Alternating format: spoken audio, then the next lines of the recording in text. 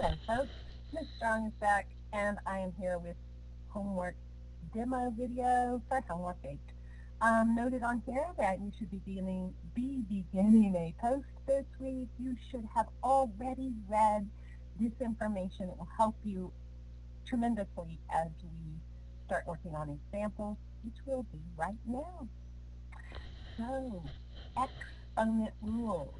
What are exponents? Exponents are these little guys that we put on top of the base number, and it tells us how many times we are multiplying that guy. So in the example down here, you will note that it asks, so sorry, you will note that there are 5x's on top, 1, 2, 3, 4, 5, and 2x's or x squared on bottom, 1, 2. Well, it turns out anytime something matches on top and on bottom, we reduce it to 1. It's just like having 2 over 2 or 3 over 3 or x over x. It reduces out and it's gone. What's left? X to the third power. And that you see right here. I'm going to show you a little example on the next page just to kind of compare and contrast what's happening here. We just did this one and we had 5x's on top. And over here, we have 3x's on bottom. Example, this one, there are 3x's on top, and now 5 on bottom. So we want to pay close attention to what's happening here and what the difference is between these two problems. I'm going to get another color to just contrast a little bit and say, okay, that guy reduced to 1, that reduces to 1, that reduces to 1. What do I have left? X to the second power. And if I think about that, it's really x to the second power over 1 because everything disappeared on bottom. See, there's nothing left, but when nothing's left, it's 1 that's left because we have reduced all these things out to 1. And 1 times 1 times 1 is 1. So what's left is on bottom is 1. You need to keep that in mind over here because when this reduces out, you didn't get that guy very well, did I? When those guys reduce out, there are 2 x's left again. But look, they're left on the bottom. So what's left on the top? A 1. The answer here is 1 over x squared. The answer here is x squared, which could be thought of as x squared over 1. So I'm hoping that what you're seeing is this subtraction right here. So what we're really doing is we're subtracting out the variable. It is really 5 minus 3, right? M minus n, this guy minus this guy, we're seeing them subtract out. Well, watch what happens when we don't do it out the long way here, but we simply use the rule. What happens is we get x to the 3 minus 5. And 3 minus 5 is negative 2. And I'm hoping that that's helping us understand that x to the negative 2 power means move the 2 to the bottom and make it positive. That's that little piece we kind of talked about when we looked at negative exponents, and I said later I'll explain to you better why it's negative and that it doesn't make the number negative. When an exponent's negative, it moves it either from the bottom to the top and makes it positive, or in this case, it moves it from the top, a negative 2, to the bottom. So that negative sign just tells us that, oh, it was left over on bottom or it was left over on top. Let's look at some more examples. M to the 6th over m to the 4th. Now I can do this the quick way by saying m to the 6th minus 4th, which is m squared. But I can also, when I'm just wondering or in doubt, 2, 3, 4, 5, 6. I'm going to draw them all out. On the bottom, 1, 2, 3, 4. Then I'm going to let them reduce to 1 every time something on top matches on something on bottom. And there's my m squared left over on top, and that's my answer. So it matches whether I use the rule, which says I can subtract, or if I just work it out. So again, I'm going to go out the long way with this guy. I have 5 p's, P, P, P, P, and P. And notice it's not plus, it's times. If I had P plus P plus P plus P plus P, I would have 5 P's. In other words, I really want you to see the difference between P plus, P plus, P plus, P, 1, 2, 3, 4, 5, and 5 to the 5th power, which means I'm multiplying those P's together. Okay, so now here are my N's. A couple of P's on bottom and an N on bottom. So now I need to think about what will reduce out, what reduces to 1. Well, a P on top and a P on bottom. There we go again, and here's these guys. Now, what's left? Well, there are 3 P's on top, 3 N's on top. So I'm thinking it's P to the 3rd times N to the 3rd. Nothing is on bottom, but that means that there is a 1 on bottom, and just don't write it that way. And again, just to remind you, if I write the number 5, it's the same as the number 5 over 1. What's happening in this last example? I think it's pretty straightforward and very like one we've already done, so I will say it's a to the 2nd power, or a squared. So it's 5 minus 3, which is a to the 2nd power. Can they get more complicated? But of course they can. They always do. Here's some little guys with negative exponents and this 0 power. You remember that anything to the 0 power is equal to 1. So I know it's confusing. You would think it might be 0, but it's not. This guy right here, just this piece, is a 1. And 1 times x to the 4th is the same as x to the 4th, right? So it's kind of just gone. It doesn't get in my way at all. So I have x to the 4th on top, and I have x to the negative 2 on bottom. Now this is where I really recommend you make your exponents positive by moving them before you try to do anything more to the problem. So this guy can move to the top. The x to the 4th stays on the top. I'm not going to rewrite the 1. I don't need to. I know that it's in front of the x to the 4th. When I move x to the negative 2 up to the top, it becomes x squared.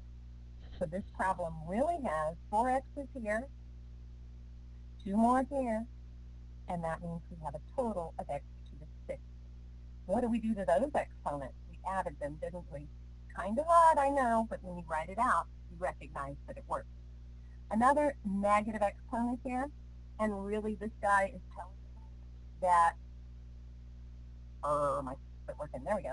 This guy is telling us that we need to bring this exponent negative 2 into both numbers. So I can think of it like 3 to the negative 2 over 5 to the negative 2. What's that mean? Well, that means the 5 to the negative 2 needs to move to the top and become positive. The 3 needs to move to the bottom and become positive. So now I have 5 times 5, or 25 on top, and 3 times 3, or 9 on the bottom. So I just have 25 ninths, and that is my final answer there. Last one on the page, p to the negative 8, means I need to move that p to the 8 to the bottom. I'm going to make it positive when I move it down there. Well, there was already a p to the 3rd down there when I started, and I now don't have anything on top. Careful, that means I have a 1 on top. So 1 over p to the 11th. Again, think about, we're adding those exponents, but think about how it would look if you drew them all out. 8 of them and 3 more of them would give us 11, and they would all be in the denominator or on the bottom. I hope this is working out for you. Here is a really, we call this guy right here, he's a good one, and he's one that will confuse you if you're not careful. We call this a power to a power, because it's in parentheses, and there's powers inside, and then another power outside. Whenever you see a power and then parentheses, you need to write whatever is inside that parentheses this many times. So mine looks like this: 2a to the 2nd b over a. And I need to do that 3 times. 2a to the 2nd b over a. And again, 2a to the 2nd b over a. And as I write this, I notice I could have done it a little bit more quickly, because I could have come inside here and reduced first. So I could have said, please go away. But I'm going to do that here. So the first step I'm going to say is ellipse. 2 A's on top, 1 A on bottom. That means there's really just 1 A on top, right? I can reduce one of them away. Without writing them out, I just sort of took the exponent. So what's really going on inside that parentheses is just 2AB, because the A on the bottom reduced with one of the A's on top, and that happens for each one of them. So let's just let those guys go away. They're reducing to 1. Now I need to think about what is left. Do you remember that 2 is called the coefficient, and that we multiply coefficients? So the number in front is the coefficient. We multiply those out. 2 times 2 times 2 is 8. And then we add up the variables, a to the first, a to the first, and a to the first. So there's 3 of them, a to the third. And there's also 3 b's, b to the third. And this is my final answer. 8, a to the third, b to the third. We often say we are multiplying coefficients. That's that number up front. Multiply it out and add exponents. Let's look at another one. M on top, m to the negative 4 on bottom. So I need to say, well, this m is on top, and this guy needs to move up and become positive. I get m to the 1 plus m to the 4, or times m to the 4. That means I add exponents, and I get m to the 5th. I know that these exponent rules can get a little bit confusing because all of a sudden you're adding when you think you're multiplying, but if you write them out the wrong way, I think that you will get used to the rules. I know that you will get used to the rules and become much more proficient at it. So they just take some practice to kind of ingrain them in your head. I hope that you are practicing. Lots of practice links in our announcements this week, by the way. So a negative in front hangs out. That negative in front is not a negative exponent. It does nothing to my exponent. Negatives on exponents and negatives in the front are totally different. They never mess with each other. I'm going to think of this problem as 16 over 20, and I just need to reduce, just like I would if I just had 16 over 20. So I normally reduce. I could do it more quickly probably, but I usually think of cutting it in half first, so I get 8 over 10. And then I go, oh, well, that will cut in half again, so I get 4/5. There's lots of ways to reduce, and I know that you've been doing that for a while. So I'm going to leave it at that and let you do it the way you like it done. I have r squared on bottom and r to the third. Whoops, I have r squared on top. I have r to the third on bottom. So in my numerator, r times r. In my denominator, r times r times r. These guys will reduce to what? Reduce to 1. What's left on top? Just leave 4. And what's left in the denominator? 5r. And that is my final answer. I could also write that just to let you know that is 4/5 times 1 over r. Same thing. Kind of weird, huh? Okay. I think that's about it. I don't think, maybe no, I think what I'm going to do instead of doing it for you, I'm going to do it doing it the long way. I'm going to show you the shortcut method on this one. So it's best, as we did on the last screen when you're beginning, to go ahead and write all of this 2 times and then do it out the long way. But there is a shortcut that says a power to a power can be multiplied. Because if I write 4 2 times, that's like 2 times 4. So this becomes 2 to the 8. The q has a 1 on it, and it gets that 1 gets multiplied times the 2, so it's q squared. In the denominator, 2 times 8 is p to the 16. Well, I still have to keep in mind that if I have 8 p's on top and 16 on bottom, that what I really have, I'm just leaving the q, letting it hang out, there's nothing to reduce with it. But what I really have is 8 p's or p to the 8 left on bottom. I think the best way to write that, q squared over p to the 8, and this is happening right here. So if that doesn't make sense, and I know that at the beginning when you're learning it is a little complicated, that it's a power to a power and you multiply. So what I really want you to do with these problems is to go ahead and write everything you see in the parentheses this many times, whatever your exponent says, and then work it the long way. I just wanted to show you one example that was worked out the quick way. Last problem, and it is a area problem. We know the area, we're told that inside here, the area is 12, x to the 6th, y to the 2nd. And we're told that one side is 3x squared y. So we hopefully know that the area of a rectangle is always equal to the length times the width. So if I just think about it as, well, my area is 12x to the 6th, y to the 2nd, and I know that my length is 3x squared y, then I'm asking myself, well, what do I need to put right here so that when I multiply, I will get this area? And there's different ways to think of it. I look at it and say, oh, well, I see the 12 coefficient. Sorry, I'm going to change colors, I think, so that we see a little better.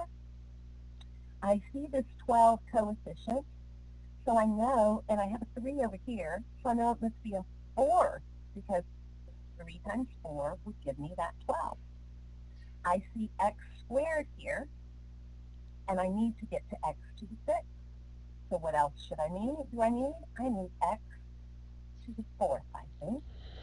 I see y squared in my area, right here, and I only have one y, so I must need another y. I think that my other side is going to be 12x to the 4th y, but I also think I'd like, I think my other side is going to be 4, did I just totally muck that up? Yeah. X to the 4th y, and I think that should be a 4. So I'm looking for what's in that little guy.